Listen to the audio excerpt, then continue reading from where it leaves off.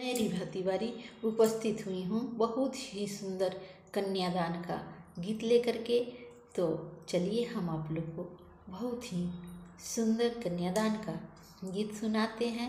अगर मेरा channel subscribe किए तो अच्छा बात है, अगर नहीं किए हैं तो प्लीज़ मेरे चैनल को सब्सक्राइब कर लीजिए और बेल आइकन को दबा दीजिएगा कि जो मैं गाना अपलोड करूं वो सबसे पहले आप लोग के पास जाए और मेरे चैनल का सपोर्ट कीजिए। तो चलिए हम आप लोग को बहुत ही प्यारा कन्यादान का गाना सुनाते हैं। अरे अंगना राउर चमके ये पापा, बेदी राउर हो गम के। अरे आंगन राउर चमके ये पापा, बेदी राउर हो गम के। अरे आंगन राउर चमके ये पापा, बेदी राउर हो गम के।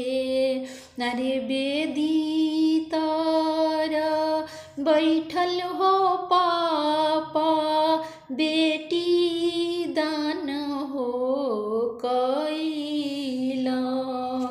अरे बेदी तर बैठल हो पापा, बेटी दान हो कैला।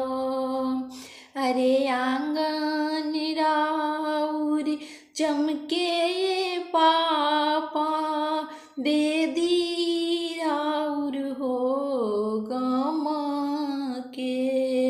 अरे आंगन राउर चमके ये पापा, बेदी राउर हो गम के।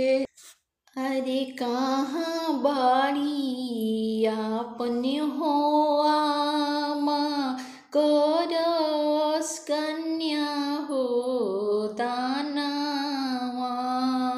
अरे कहाँ बाड़ी आपने हो आमा, करस कन्या हो दानवा। अरे बेटी दान करते हो आमा, आचरवा पोछस हो लोरावा। अरे बेटी दान करते हो आमा, आचरवा पोछस हो लोरावा। अरे कोई से में करिए समाधि, धियावा के हो दानवा। अरे कोई से में करिए समाधि, धियावा के हो दानवा।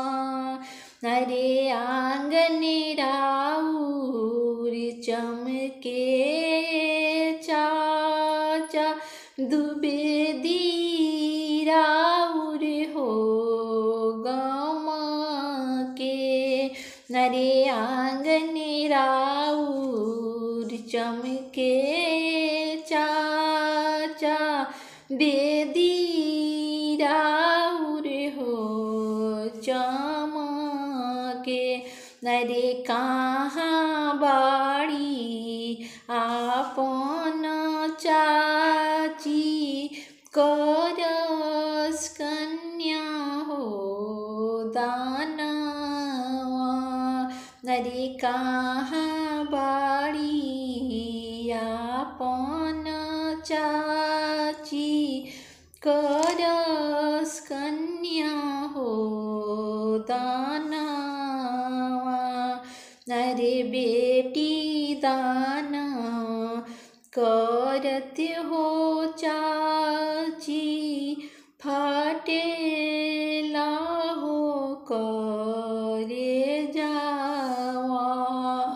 अरे बेटी दाना करते समाधि फाटेला हो करे जावा।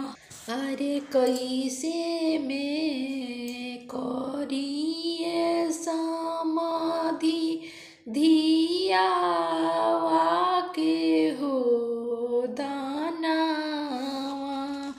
अरे कैसे करिया होए समाधि धियावा के हो दानावा।